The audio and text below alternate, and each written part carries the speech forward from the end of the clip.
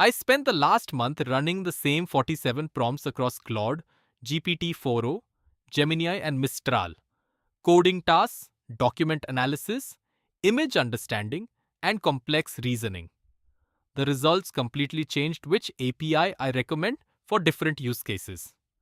One model absolutely dominated code generation. Another one failed spectacularly at following system prompts.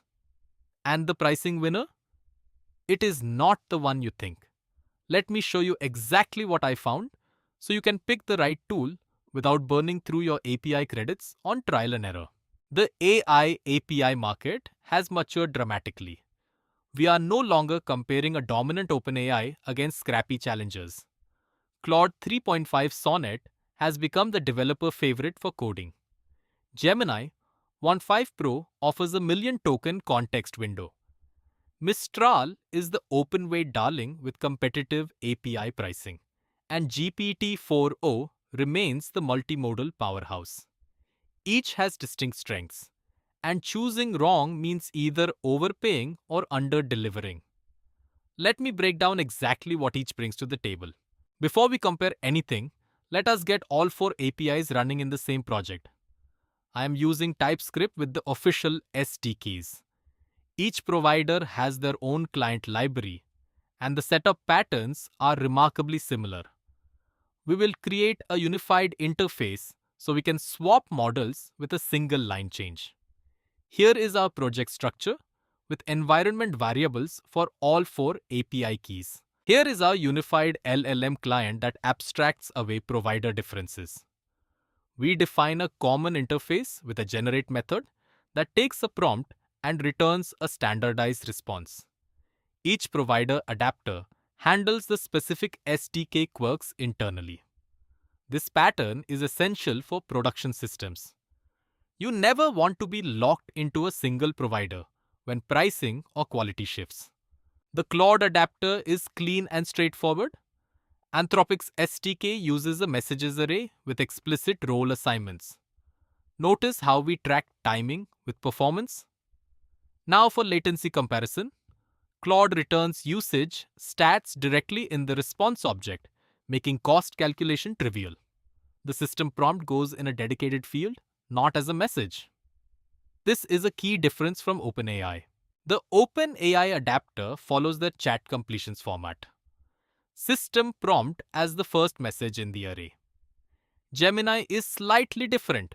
It uses a generative model instance with a separate system instruction config.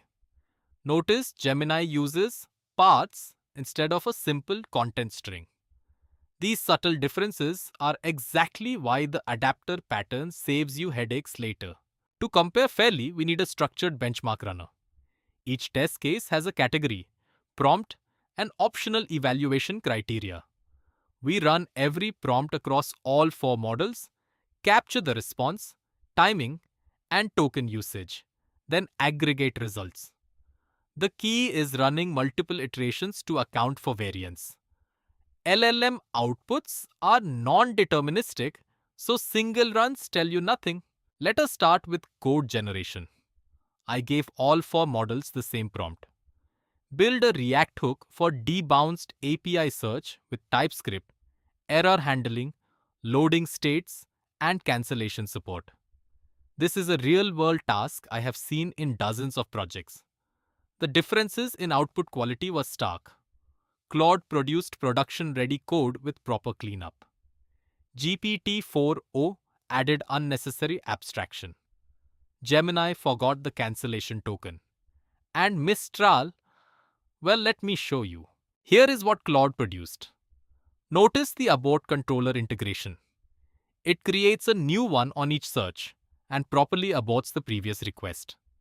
The cleanup function in useEffect handles both timeout clearing and request cancellation. The generic type parameter flows through correctly. This is genuinely production-ready code I would commit without changes. Claude consistently won our coding benchmarks by a significant margin. GPT-4o produced working code, but look at this. It created a separate custom hook for the abort controller, added a debounce utility function that already exists in Lodash and wrapped everything in use callback unnecessarily. The code works, but it is 60% longer than needed. In my testing, GPT-4o consistently over-engineers solutions, adding abstractions you did not ask for. Great for learning, frustrating for production. Here is where things get interesting. I tested how well each model follows strict system prompts. The test: respond only with valid JSON. No markdown, no explanation. Simple, right?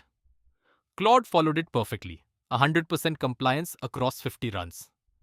GPT-4o wrapped responses in markdown code, blocks 23% of the time, despite explicit instructions not to. Gemini was worse at 31% failures. Mistral was the most obedient after Claude at 94% compliance. Now the context window test.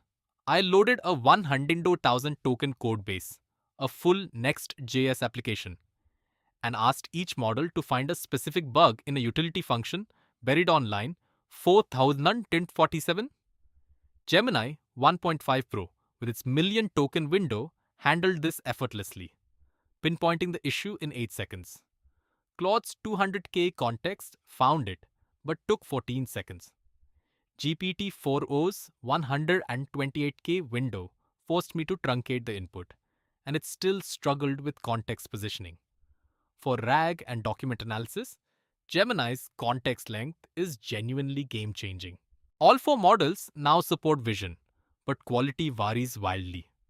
I tested with 3 image types, a complex architecture diagram, a screenshot of buggy code, and a chart with small text. GPT-4o crushed this benchmark. It read every label on the architecture diagram and correctly identified a typo in the code screenshot. Claude performed well but missed fine details in dense diagrams. Gemini struggled with the code screenshot, misreading variable names. Mistral's vision is functional but clearly behind. Let me show you the actual scores. For the architecture diagram, GPT-4o identified 12 of 12 components correctly. Claude got 11, missing a small queue service label. Gemini got 9, confusing 2 similarly colored boxes. For the code screenshot, GPT-4o spotted the bug immediately: a missing await keyword. Claude found it too, but took twice as long. Gemini said the code looked fine. If vision is critical to your use case, GPT-4o is the clear winner in 2026. Now the part everyone cares about: money. Let me break down the actual costs per million tokens as of early 2026. For input tokens, Gemini 1.5 Pro is surprisingly cheap at 1.25 per million under 128K context. Claude sits at $3 per million. GPT-4o is $2.50. Mistral Large is the budget option at $2. But wait, these are input costs only. Output costs tell a completely different story, and that is where your bill actually comes from. Output tokens cost 3 to 4 times more than input across all providers. Claude charges $15 per million output tokens, the most expensive. GPT-4o is $10. Gemini is $5 for short context, but jumps to $10 above 128K. Mistral is $6 for a chatbot generating 500-word responses. You will burn through output tokens fast. I calculated the cost for processing 10,000 customer support tickets. The difference between Claude and Mistral was over $400. Let me show you realistic cost projections for 3 common use cases. A RAG chatbot handling 50,000 queries per month with 2K input tokens average and 500 output tokens costs you $260 on Claude, $87 on GPT-4o, $50 on Gemini, or $56 on Mistral. A code review bot processing 1,000 pull requests monthly is $304 on Claude versus $95 on Mistral. The quality to cost ratio makes Claude hard to justify for high volume, low complexity tasks. Speed matters for user-facing applications. I measured time to first token and total response time across 200 requests. GPT-4o consistently delivered the fastest time to first token at 180 milliseconds average. Claude was close at 220 milliseconds. Gemini lagged at 450 milliseconds, noticeably slower for real-time chat. Mistral sat between Claude and Gemini. For streaming responses where perceived speed matters, GPT-4o and Claude are your best options. Let me give you the decision framework I now use. For coding assistance, code review, and anything requiring precise instruction following. Claude, no question.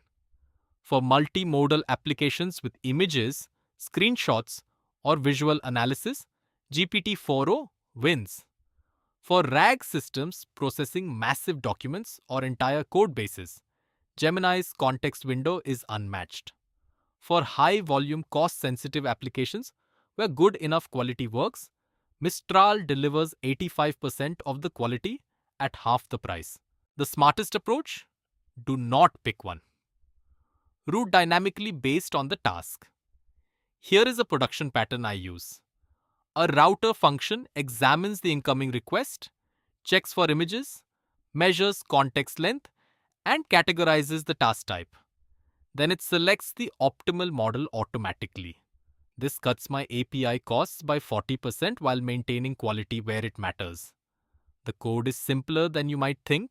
Before you ship, 3 critical gotchas. First, rate limits differ wildly. Claude throttles hard on free tiers. Gemini is generous but has daily caps. GPT-4o scales with spend. Second, streaming implementations are not identical. Test your parser with each provider. Third, error handling matters. Transient failures happen. Implement exponential back-off and fallback models. Here is the retry wrapper I use in every production system. So where does this leave us? If I could only pick one API for a general purpose application, I would choose Claude for its instruction, following, and code quality. But the real answer is to use all of them intelligently. Implement the router pattern, monitor your costs, and let the task dictate the model. The API landscape will keep shifting, but this comparative framework will serve you for years. Build abstractions that let you adapt without rewriting your core logic. You now know the real differences between Claude, GPT-4o, Gemini, and Mistral in 2026. 3 things to remember. Claude wins for code and instruction following. GPT-4o leads in vision. And smart routing cuts cost without sacrificing quality. Next up in the AI track, we are building a complete RAG system using the routing pattern you learned today. That video drops next week. If this comparison saved you from expensive API trial and error, hit subscribe and leave a comment telling me which model you have been using and what surprised you most about these benchmarks. I will see you in the next one.